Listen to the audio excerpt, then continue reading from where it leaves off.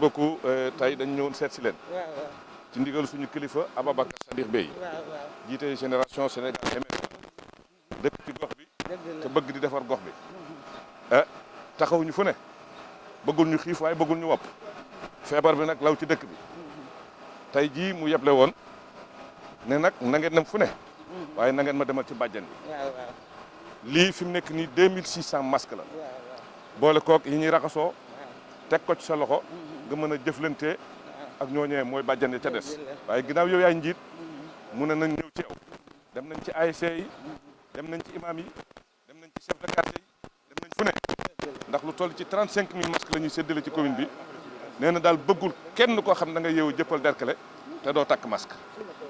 Nous sommes très satisfaits parce que ba mu fi duggee ba tey mi ngi def lu baax daal vraiment kontaan nañu te mbas mi lu ñu ko fi jëleel moom la ñuy ñaan yàlla yal nañu yàlla jaarale ci lii mu dàq ba faw vraiment bàyyiwuñu benn yoon toujours mu ngi ci ñun ñu ngi kontaan di ñaan di ko ñaanal yàlla yal na ko yàlla defal jàmm mbas mi moom yal na ko fi yàlla jëlee loolu rek la ñuy ñaan yàlla na dellu fa mu jóge woon ci ay mbokkam waaw yal na fi jóg fekk na nag ñun itam ñu ngi sur le terrain ñu ngi fi nekk di def li ñu war a def kii mooy Ndoubé sama secrétaire su ma fi nekkul moom moo fi nekk macha allah bàjjen ñi tooguñu benn yoon macha allah.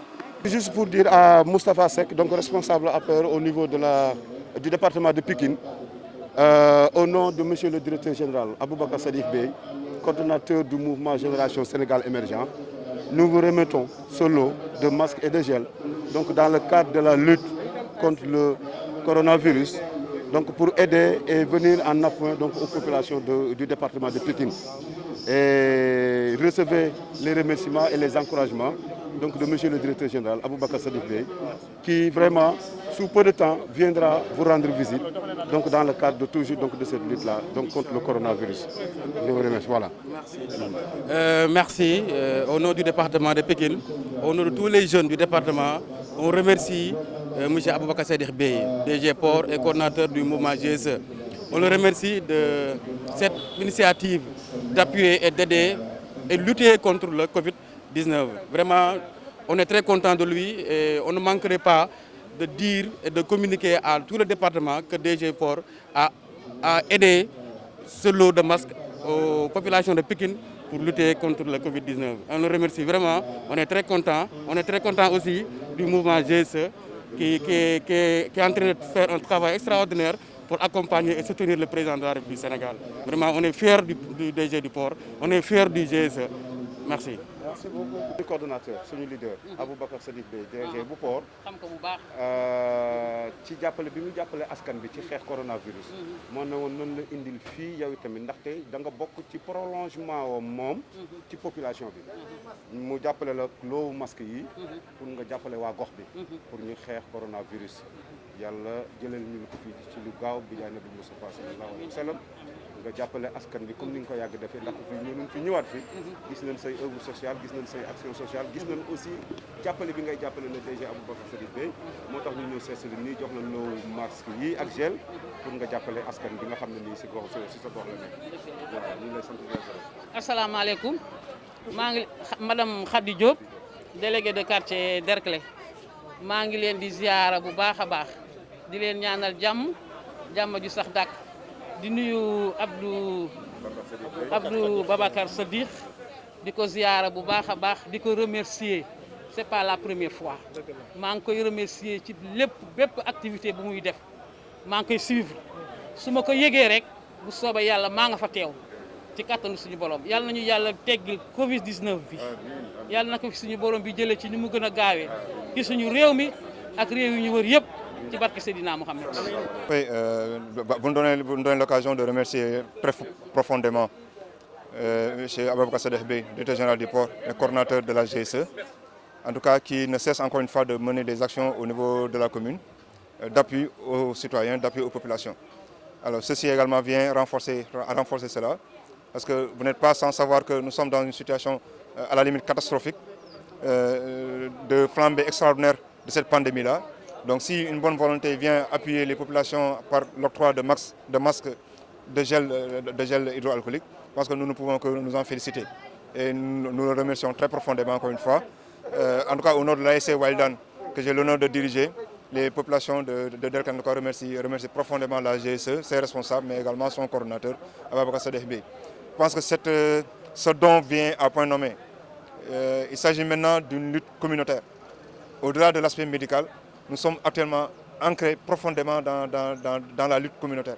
Et les ASC constituent un maillon essentiel dans cette communauté-là. Donc si un don est octroyé à l'ASC, pour les populations encore une fois, donc nous ne pouvons que nous en féliciter et remercier encore une fois les donateurs. ñun dañoo fekk rebondir ci appelu bi nga xamante ne président moo ko def léegi fii nag ci suñu niveau dañuy toog xam ne jëppal ak bëri ba benn lañu boo waxee jëppal rek da ngay ne jëppal tout court ñu ne nag léegi ñun jeune dañuy woote ñu xool carrément dañuy xeex li nga xamante ne jàngoro bi nga xamante ne moo daanu fii léegi jàngoro ne ni koy xeexee dañuy xool ki nga xamante ne njiit bi nga xamante ne mi ngi suñu gox ñu koy woowee le DG mooy Aboubacar Sadikh Bèye ñu woo ko wax dëgg yàlla ñu ne ko carrément ñun dañoo bëgg a commencé def ay don de masque vu que léegi xeex bi nga xamante ne mi ngi métti ñun te ñun yàlla may ñu comme bi nga xamante ne war nañ mën a face ak danger bi mënuñu carrément léegi dinaa leen jàppale ci ay don de masque moo taxoon tey moo waral tey teewaay bi nga xamante ne mooy waa GSE teewoon fi ànd ak ñun yi nga xamante ne dañuy porter suñu projet par rapport ak à xeex li nga xamante ne mooy jàngoro bi. waaw 2000 masques lañ jot 2000 masques boo xoolee dafa am jëppal 1 2 3 4 jëppal bu nekk dañ fa bëgg a yóbbu 500 masques ñu xool maanaam jeunes yi nga xamante ne ñi ngi toog te amuñ masque xam nga tey jii sensibiliser dafa doon li nga xamante ne dafa metti ndax feebar bi da nga xam dafa am ñi nga xamante ne gëm nañ ko ñi nga xamante ne nekkul na dañ ko gëm à 100% léegi day am ay porteurs de voix ñi nga xamante ne gox yow bu nekk dañ fay jël kenn muy jëppal 1 jëppal 2 jëppal 3 jëppal 4 ak ki nga xamante ne ñooy représenté ASC yi ndax tey jii ASC dafa bokk ci li nga xamante ne mooy base mooy ñi nga xamante ne mën nañ transmettre message te ASC bu transmettre message à travers ses supporters dañ koy dégg à 100% moo tax ñu ne dañuy jël ASC yi ñu porter projet bi nga xamante ne mooy xeex ànd ak ki nga xamante ne mooy DG bi mu jàppale ñu par rapport 2000 masques yi koñ mu nekk ñu teg fa 500 match ñun ñooy dem waxtaan ak gox bi nga xamante ne ñun ñoo fay nekk. waa ñun moom dañuy toog dañuy œuvrer pour Dieu à travers les hommes te dans la vie yow tout jeune da nga war a contribuer ci li nga xamante ne mooy sa gox boo ci nekkee doon ndaw da nga war a jàpp du question da ngay naan du muy politique am na ñoo xamante ne nekkuñ nañuy def politique am na ñoo xam ne dañuy def politique kon képp yokkuy ndaw da nga war a participer ci li nga xamante ne mooy bon fonctionnement wu sa biir gox moo tax ñun tey ji nekkul tey ñun ñuy def lii yaakaar naa tey DG bu jugee ba ne carrément daf ñuy jàppale moom tamit dañ koy sant ndax c'est une personne sociable c'est une personne imbue de valeur patriotique vraiment ñu ngi koy sant bu baax a baax ndax ñi ñu woo saxal nañ loolu carrément moom daf ñuy revenir à 100% li mu jox nii nag du question def ñu ber ci moom ndax yaakaar naa nit bu fekkee da nga def lu baax lépp loo joxe du question da lay ber ñu ngi koy jaajëfal bu baax a baax. Nous sommes aujourd'hui dans la commune de Dieuppeul-Derklé. Tout le monde sait que la maladie, la pandémie est bien entrée dans la commune de Dieuppeul-Derklé. Il n'y a pas un jour où il n'y a pas de cas communautaires dans la commune. C'est pourquoi le DG du port, M. Bèye, nous a demandé de diligenter la distribution très rapide de masques et de gel au niveau de la commune de Dieuppeul-Derklé. En ce moment, nous avons un stock de 35 000 masques chirurgicaux que nous sommes en train de distribuer depuis ce matin. Mais vous voyez, le rythme est encore lent parce que nous sommes encore au niveau de Dieuppeul. Et, on a fait une partie de Dieuppeul et là, on est à Derklé. On vient de boucler pour Derklé. Nous avons distribué en ce moment près de 8 000 masques au niveau de Derklé. Ce matin, nous avons donné aux ASC de Derklé, de Dieuppeul, au moins 3 000 masques. Donc, ce qui fait que nous continuons notre chemin. Nous allons vers Liberté 5B, qui fait partie de la commune. Nous allons distribuer au niveau des chefs de cellules qui sont là-bas et les mosquées et quelques personnes ressources au niveau de Liberté 5B. Ensuite, nous irons à Liberté 5C. Nous allons donner à des responsables politiques qui sont là-bas, à des jeunes de chefs de cellules de la GSE et bien entendu des personnes ressources. Ensuite, nous dirigerons encore vers Dieuppeul, où nous avons beaucoup de cellules, au moins 9 chefs de cellules. Nous allons les pourvoir en masques et en gel et des affiches de sensibilisation. Ensuite, nous irons à Liberté 3, qui fait partie aussi de la commune.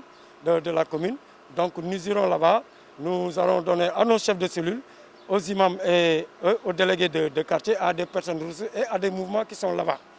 Donc nous avons ce que nous appelons la GSE mariale, qui s'occupe de toute la communauté chrétienne avec les cellules de base des chrétiens Donc nous allons leur remettre un lot de 1500 masques que nous allons mettre à la disposition de la communauté chrétienne de Dieuppeul-Derklé. Depuis le début, nous sommes engagés à faire des actions dans la commune. Tout le monde a vu que le premier magistrat de la ville, de la commune de Dieuppeul-Derklé, a été le premier à être servi. Le DG Bey lui-même, il s'est déplacé pour aller voir le maire de la commune, qui est le premier magistrat. Donc il lui a remis un lot important de produits préventifs. Et nous sommes retournés encore pour donner du riz. Voilà, on a aussi donné du riz dans toute la commune pour aider un peu. Voilà, maintenant qu'il y a une recrudescence de cette pandémie, le DG nous a diligenté encore d'aller très vite remettre les dos de masques, d'autant plus que la loi exige que les gens portent masque. sant yàlla di nuyu ñëpp di bég lool di kontaan lool mooy la ma la waxoon toujours rek ci Aboubacar Sadikh Bèye mësta teggi loxoom ci commune bi ah bëggul nu xiif waaye bëggul nu wopp ndax daal ci firndeel daal ba mu tàmbalee feebar bi ba léegi loxoom mi ngi ci commune bi comme suma waa ji ni mu ko waxee noonu rek la demee fu ci nekk dugg nañ fa bu dee ci côté dund la jàppale na toutes les populations wax dëgg yàlla lieu de culte yi amul fenn fuñ ci bàyyi booboog léegi nag ñu yaakaar ne yëf yi dina tane ñu gis ne rek affaire bi dafa mel ni luy xaw a gën a yokk ah mu ne nag jug leen sama commune bi wax dëgg yàlla bu ma sañoon daal ngeen jàpp ci ba dootuma fi dégg dara ah léegi nag masques yeeg gel yëpp lu toll ci 35000 masques yooyu la ñuy distribuer ci commune bi ci suba ba léegi ñu ngi ci ASC yi lieu de culture comme ni nga ko waxee bàyyiwuñu église yi bàyyiwuñu jumaa yi bàyyiwuñu fenn ci bàjjenu gox yi lañ jógee léegi donc fi mu nekk daal loolu la ñu commencé di tasaare ci fi nga xam ne mooy commune bi pour ñëpp sant ci seen bopp wax dëgg yàlla day commune yu Dieuppeul-Derklé bëggatuñu kenn ku fi jógee naan awma masque buñ paree ci lii te loolu nag jox nañu loo xam ne mën nañ ko servi te dañ ko servi ñi nga xam ne ñoom lañ koy jox it nañ ko joxe ndax wax dëgg yàlla ki ko war a joxe joxe na ko teg na ko ci loxo yi ñu ko tegit nañ ko teg ci loxo askan wi ndax askan wi mën cee sant seen bopp te jàpp naa ne noonu lay demee